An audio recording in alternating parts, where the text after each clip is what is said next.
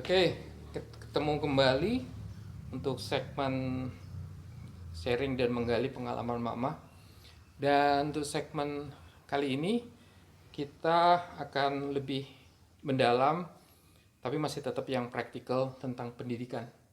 Pendidikan terkait dari pengalaman Mama, mulai dari pendidikan kan berkaitan dengan belajar dan mengajar. Belajar Mama sebagai siswa dan mengajar Mama juga dalam tugas dan profesinya sebagai pendidik. Nah, hal dari pengalaman ibu saya ini terkait juga dari kita melihat bahwa potret atau pengalaman belajarnya itu dengan zaman yang berbeda dan juga zaman waktu itu zaman Perang Dunia ya. Perang Dunia Kedua. Ya, dan ibu saya karena Perang Dunia Kedua baru praktis setelah kemerdekaan itu baru mengenyam pendidikan. Itu kira-kira tahun berapa itu? Tahun 45, tetapi tahun 50 itu sudah masuk SKP. Jadi kira-kira pada waktu itu karena mungkin keterlambatan terus langsung Dipercepat tidak dipercepat. atau crash program. Grace program. Jadi hanya 5 tahun lah. Tapi kalau dilihat dari umur waktu masuk SKP kira-kira umur berapa waktu itu? Ya. SKP itu semacam sekolah menengah pertama. Sekolah Kepandaian Putri. Ya, maksudnya level sekolah menengah pertama ya. Jadi untuk kejuruan tapi yang setingkat SMP itu kira-kira umur berapa kelas 1 masuk? Antara 11-12 tahun. Oh ya, cuma mungkin lebih cepat tapi memang pada saat itu percepatan atau mungkin program untuk pendidikan dasar sampai seperti SD itu mungkin ya namanya baru Habis selesai setelah. perang. Nah, pertanyaannya waktu setelah tahun 1945 sampai 1950 itu sekolah di sekolah kan setelah perang. Sekolah di sekolah apa? Sekolah waktu itu namanya Pengajar atau pendidiknya siapa kan? Pendidiknya cuma ingat kepala sekolah, Dari nama kepala sekolah. dari orang asing. Orang Indonesia. Orang Indonesia tetapi sekolah Belanda. Jadi jadi sekolahnya HIS Lagershul. Itu setingkat HIS SD ya? Iya, Lagershul itu sekolah dasar. Oh, sekolah dasar. HIS itu Hollands Inlandse School. Jadi sekolahnya atau institusi pendidikannya itu sudah ada. sebelum perang itu sudah ada. Karena sebelum perang sudah ada, tetapi Cuma karena perang mungkin terhenti. dan karena perang dan kesempatan waktu itu sebagai pribumi tidak punya kesempatan untuk sekolah di HIS itu. Seperti memang itu. dibedakan antara inland. Ya, makanya tidak mendapatkan kesempatan sekolah di HIS meskipun makanya HIS itu sudah ada selama sebelum perang itu sudah ada. Cuma setelah kemerdekaan memperoleh kesempatan melanjutkan di sekolah yang sudah ada itu HIS atau SD selama mungkin sekitar 5 tahun ya.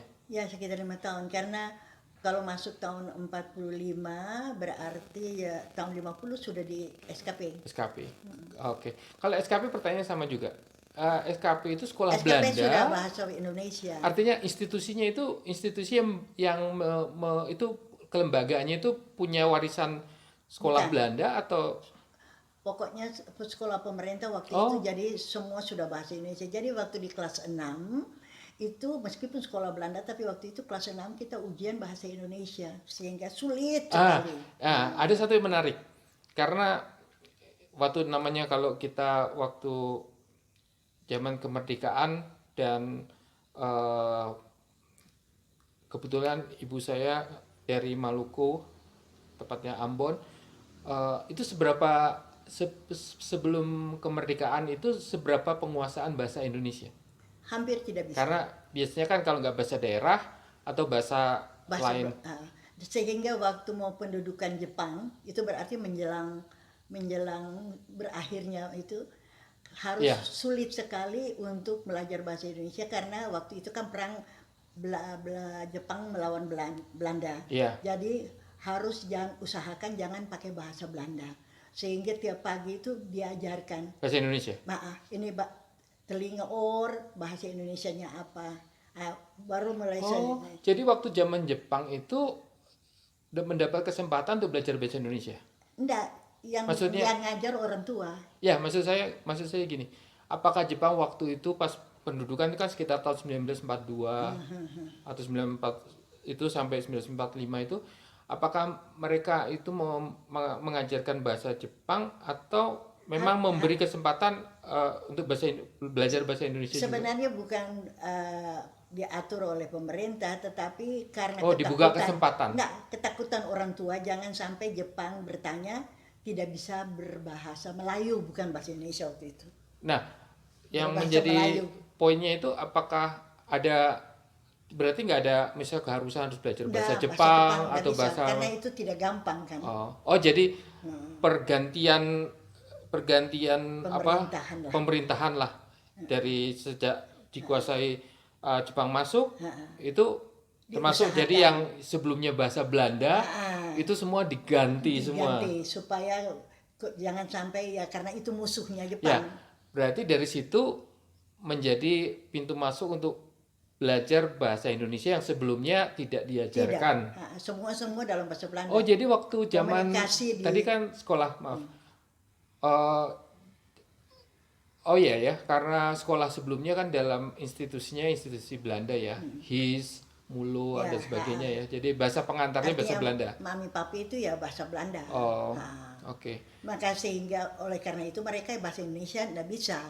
Jadi karena mulai belajar pas saat Jepang masuk, kemudian saat mulai masuk tahun 1950 sekolah menengah pertama SKP di bahasa pengantarnya bahasa Indonesia itu udah bisa. Ya sudah bisa. Cuma waktu ujian aja kita rasa sulit sekali karena banyak istilah-istilah kan. Iya. Artinya bahasa yang masih baru sehari-hari apa dan sebagainya. Tapi di SKP semua sudah full bahasa Indonesia. Berarti mulai dari sekolah kelas 1 itu mulai bahasa Indonesia. Tatanan pendidikan Indonesia kalau mau dibilang ya.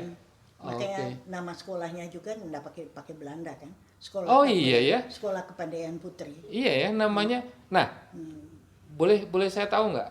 SKP itu sebetulnya kalau zaman saya itu sering dengar namanya SKKP. Nah, sebetulnya SKP itu sebetulnya awalnya itu didirikan tahun berapa? Enggak tahu. Jadi kurang tahu ya 1950 itu apakah yang pertama atau sudah? Yang jelas mungkin bukan pertama. Oke. Mungkin bukan pertama. Terus pertanyaan yang perlu saya tanyakan, waktu itu kan kalau zaman saya itu ada kejuruan, ada yang menengah umum, ya kan? Apakah waktu itu ada juga? Sudah terbagi. Sudah ada. Jadi ada yang umum. Jurusan masak, jurusan jahit. Nah, saya ingat aja A, B, ada sampai G. G itu yang umum. Umum itu maksudnya kayak SMP. Tapi namanya semua SKP. Kayak seperti jurusan penjurusan. Ya, tapi kalau yang umum itu sebetulnya seperti layaknya SMP. Tetap SKP, lulus SKP. Jadi semua namanya SKP. SKP, tetapi jurusan G, jurusan jahit, jurusan masak. Oke. Kalau yang SKP itu kan sekolah kepandaian putri. Nah, yang putra itu apa? Yang putra yang teman-teman yang laki-laki itu? Itu perempuan semua. Ya, maksudnya yang seumuran, yang laki itu masuk sekolah SMPK? Enggak, kelihatan waktu itu ya paling untuknya laki STM tuh. Tapi STM dalam menengah pertama. Tapi enggak tahu. Jadi sebetulnya kalau STP namanya. STP. Jadi sebetulnya kalau dipikir-pikir kalau istilah umum sekarang semua sama-sama sekolah kejuruan, cuma namanya sekolah kepandaian putri, sekolah teknik pertama. Menarik ya. Teknik pertama. Jadi Dan umumnya teknik pertama itu isinya laki. Iya. Tapi mungkin kalau pendidikan zaman saya ya, kejuruan itu di menengah setingkat SMA. Jadi ada kelanjutan. Ya, maksud saya lupa ya waktu zaman saya itu apakah zaman sekolah menengah pertama itu ada kejuruan juga apa enggak? Saya lupa. Mungkin ada ya, tapi yang kayak misalkan STM. STM itu pasti setingkat SMA. Yang di zaman saya ya. saya kurang tahu. Cuma itu menarik, jadi pas tonggak institusi pendidikan setelah kemerdekaan itu sudah mulai penjurusan ya. Jadi penjurusan sudah mulai dari tingkat menengah pertama kalau saya itu. Sama dengan SGA juga, SGB. Oh, guru agama? Bukan, sekolah guru atas dan sekolah guru bawah, SD, SGB. Oke. Kalau sekarang namanya PGSD ya? Bukan, sekarang Pendidikan Guru Sekolah Dasar. Pendidikan Guru Sekolah Dasar. Itu sudah pendidikan guru sekolah dasar, itu sudah tingkat fakultas, tingkat universitas. Oh iya, betul. Itu tingkat perguruan Karena tinggi. SPG saja namanya. Oh iya. Sekolah Pendidikan Guru. Iya. Tapi dulu SGB, SGA. Iya. Dan menariknya, waktu itu Mama pernah cerita ada sosok guru yang melihat perkembangan Mama dan kemudian menyarankan untuk Mama untuk masuk di sekolah menengah umum. Waktu setelah pindah ke Ambon. Oh ya, sempat di Karena Makassar. di Makassar tidak sampai selesai, baru mulai masuk SKP, terus pindah ke Ambon. Oh kalau gitu gini, saya ingat saya lupa ya, udah dicatat di buku ini atau Mama pernah cerita ya, kalau di Makassar, Mama sempat waktu jadi siswa SKP itu pernah diminta untuk menggantikan guru siaran di RRI tiap minggu. Boleh cerita untuk program apa dan menariknya sehingga seorang siswa bisa menggantikan guru atau guru itu memberi kepercayaan kepada siswa sekolah menengah umur berapa waktu itu? 14? Ya, enggak, belum 14 karena 13 kali ya? 13. Ya masih remaja lah. Antara 12-13. Masih remaja untuk mengampu program di Radio Republik Indonesia di Makassar. Di Makassar, RRI. Yeah. Jadi tiap minggu memang ibu itu bertugas untuk siaran. Yeah. Nah, bahannya sudah disiapkan. Tentang apa? Kalau boleh tahu. Ya, gambarannya macam-macam lah. Ada tentang keterampilan wanita, ada tentang pendidikan wanita, pokoknya berkisar sekitar. Dan kira-kira apa yang mempercayakan ke siswanya? Pertama mungkin juga karena kesibukan mengajar, bisa. Namun kan kepercayaan itu kan bukan hanya karena kesibukan kan? Tapi kedua mungkin melihat kemungkinan kalau dilepaskan juga jalan. Tanpa dilatih, artinya latih membaca segala macam. Jadi percaya dan memberi kesempatan. Makanya tiap waktu ke siaran ada mobil RRI yang jemput, saya berangkat sendiri, tidak didampingi siapa-siapa. Kalau boleh dibilang berarti itu learning by doing. Yeah. Karena kan pengalaman nggak semua orang pernah dan langsung. Ya, itu pengalaman. Nah, yang kalau pengalaman yang di SKP yang tadi itu di Ambon. Mungkin sebelum kita melanjutkan untuk yang ke pendidikan SKP di Ambon. Jadi satu hal yang mungkin saya garis bawahi, sisi menarik guru yang memberi kepercayaan ke muridnya, memberi kesempatan ya untuk belajar, bahwa ruang belajar itu bisa di mana aja, tetapi tidak banyak guru, dan itu semoga sekarang mulai makin banyak guru yang memberi kesempatan muridnya untuk mengembangkan kemampuan diri dari sang murid dengan kepercayaan seperti yang tadi Mama ceritakan. Itu kan sebetulnya kepercayaan yang besar dan kesempatan yang langka, kesempatan yang tidak ternilai. Kemudian dari SKP karena orang tua pindah dinas di Ambon, melanjutkan di SKP. Di SKP Makassar berarti tahun 50-an juga atau 49? 1949. Kelihatan 49-50 karena 50 itu kami sudah di Ambon. Karena 50 itu kan pas ada. Oke. Mungkin pertanyaannya ini. Berarti pertanyaan yang tadi saya coba mau tanyakan mengapa masuk SKP dibandingkan pertimbangan dibandingkan dengan menengah umum, berarti saya akan tanyakan pada saat SMA, SMP, SKP. Mungkin ya, nah, tapi itu. saya akan tariknya selama Mama masih di Makassar dulu. Karena kan di Ambon tuh mungkin melanjutkan ya. Tapi kalau yang di Makassar itu apakah waktu itu yang terdekat di rumah itu SKP ataupun karena alasan yang paling pokok waktu itu karena baru selesai perang, sehingga pendidikan tuh masih bukan diragukan tetapi masih belum stabil betul. Maka waktu itu oleh orang tua ambil keputusan kalau ada terjadi sesuatu biarlah sekolah itu yang keluarnya tuh ada manfaat. Jadi kalau SKP paling tidak keluar udah ada keahlian. Tapi kalau SMP itu kan masih di tengah-tengah. Iya. Akhirnya tidak ada pilihan, bukan karena tidak mampu masuk SMP, tetapi disuruh masuk SKP. Itu dari ayah atau ibu?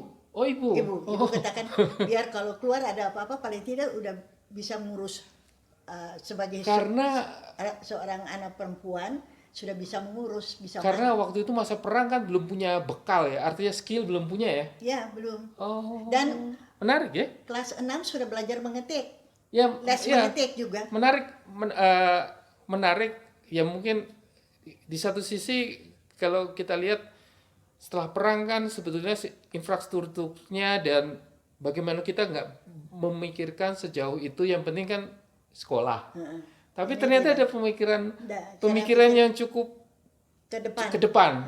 Jadi daripada nanti ada terjadi sesuatu di SMP mau bikin apa. Makanya waktu itu selain masuk SKP suruh les ngetik sehingga kalau ada apa-apa kan sudah bisa bekerja. Nah, memang ya kalau dilihat rentang selama 10 tahun itu pergolakan itu bisa beda-beda ya. Mulai Jepang masuk, terus ketidakhabisan, terus agresi, ya kan? Dan terus kemudian maksudnya ya pemberontakan atau apapun. Maksudnya dalam saat itu memang kondisi politik masih belum benar-benar stabil. Jadi faktor masuk itu bukan karena tidak mampu atau tidak diterima, bukan. Itu faktor paling pokok. Atau setidaknya bukan karena ya penting sekolah aja gitu kan. Iya kan? Jadi menarik ya? Harus paling tidak kalau ada apa-apa sudah punya kemampuan tertentu. Dan kemampuan itu berarti saya bayangin ya, kemampuan bisa ngetik di umur 12. Terus SKP-nya ambil jurusan apa? Udah penjurusan? Biasanya di Makassar? Penjurusan itu baru naik tahun kedua atau tahun ketiga. Jadi waktu yang pertama tuh kita dapat semua. Tapi kira-kira orang tua waktu itu pengennya penjurusan apa? Ibu? Nah, ibu atau bilang, Oma? Oma hanya bilang terserah. Oh, terserah. Mau boga, mau terserah. Tapi karena dari kecil enggak tahu masak, biasanya kalau giliran masak tuh bagian potong-potong saja, jadi malas begitu untuk ambil jurusan masak. Kurang tertarik. Kalau jahit atau belum dapat gambaran. Kalau jahit ya agak sedikit tertarik, tapi ketika ditawarkan yang umum, karena yang umum tuh bisa studi lanjut. Bisa studi lanjut ke SGKP, Sekolah Guru Kepandaian Putri. Oke. Kalau yang lain tuh nggak bisa lanjut. Yang lain itu nggak bisa Stop? Sudah. Tapi kalau mau sekolah untuk kayak ke SMA, ke ya, level menengah. Kalau sekolah itu mau terima, belum tentu. Tapi maksud saya kalau umum tuh ada partnya ya, jalurnya. Jadi gitu. Tidak sembarang bisa. Lalu kita katakan mau masuk SGKP, nggak bisa. Gitu. Nggak bisa. Jadi lihat latar belakangnya dari mana dan lulusnya bagaimana, itu baru bisa masuk. Pertanyaannya waktu itu yang membuat kurikulum begitu ini jalurnya gini tuh kok bisa ya? Entah pemerintah mungkin. Maksudnya dalam masa bukan swasta itu. Maksud saya gini. Kita dalam waktu itu kan memang semua kan pemerintahan dari usia yang masih belia tetapi punya pemikiran sampai penjurusannya, kelanjutannya seperti apa, itu udah sangat itu. Dan waktu sangat itu menarik. SGKP hanya ada di Makassar. Jadi ketika di Ambon lulus, kalau mau melanjutkan ke SGKP harus ke Makassar. Maka terus pilihannya kebetulan juga dengan ikut SMP masuk SMA. Oke. Terus kemudian kelas 1 pindah ke Ambon. Nah, berarti di Ambon dia itu sudah penjurusan. Waktu pindah ke berarti Ambon, sudah kelas 2? Di Ambon sudah penjurusan. Enggak, maksud saya waktu di Makassar sudah kelas 2 atau di Ambon baru pokoknya sampai di Ambon tuh sudah penjurusan. Berarti milih umum. Memang sudah dari Makassar sudah kepilih. Di Makassar sudah penjurusan, kan naik kelas penjurusan. Itu pas mau masuk ke Ambon itu tinggal meneruskan rekomendasi dari Makassar? Iya, rekomendasi masukkan bawa report kayak orang pindah sekolah gitu. Dan bagusnya waktu itu berarti sistemnya sudah saling... Sudah, berarti memang harus terima. Jadi bukan datang lalu bilang, saya mau masuk ini. Ya, maksud saya gini, dalam institusi pendidikan saat itu tuh sudah saling koordinasi. Sudah.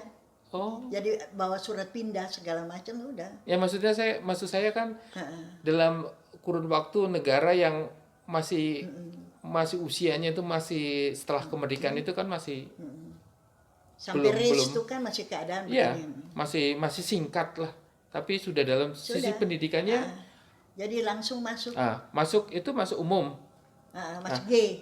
Aku ingat itu cerita, saya pengen cerita, Mama pernah cerita bahwa ada guru yang melihat kemampuan Mama ataupun bakat, minat dan semuanya, akhirnya menyarankan Mama untuk mencoba masuk ke sekolah SMP. SMP itu berarti ya bukan SKP umum itu ya, bukan ya, SMP yang benar-benar SMP. Bukan kejuruan kan? Bukan, ya. SMP sekolah umum. Nah, itu pertanyaannya itu kenapa guru itu punya inisiatif itu? Pertama, guru itu adalah guru sejarah, dan guru sejarah itu selain mengajar di SKP juga mengajar di SMP.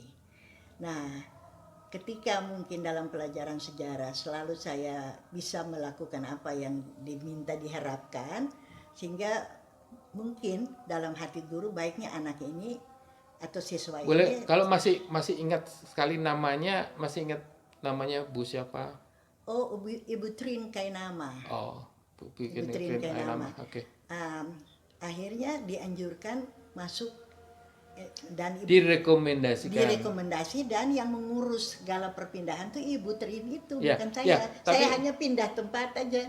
Sebelum bicara ke pindah tempat, tapi sebetulnya yang ada istilahnya ekstrane. Saya baca di buku ini ada istilahnya ekstrane. Ekstrane itu semacam siswa tamu. Jadi 6 bulan. Sebelum itu mau bisa dibilang percobaan enggak? Enggak. Bukan. Siswa tamu, jadi tamu selama 6 bulan. Oh, jadi kayak pertukaran. Bukan pertukaran, duduk di situ sebagai tamu, tapi bayar uang sekolah, ikut tes semua. Nah, dalam siswa tamu selama 6 bulan, program pendidikan di SKP yang tetap jalan. Berarti sekolah siang. SMP-nya siang. SMP-nya siang, SKP-nya pagi. Jadi dari SKP pulang makan, terus sambung di SMP sampai jam 6 sore. Itu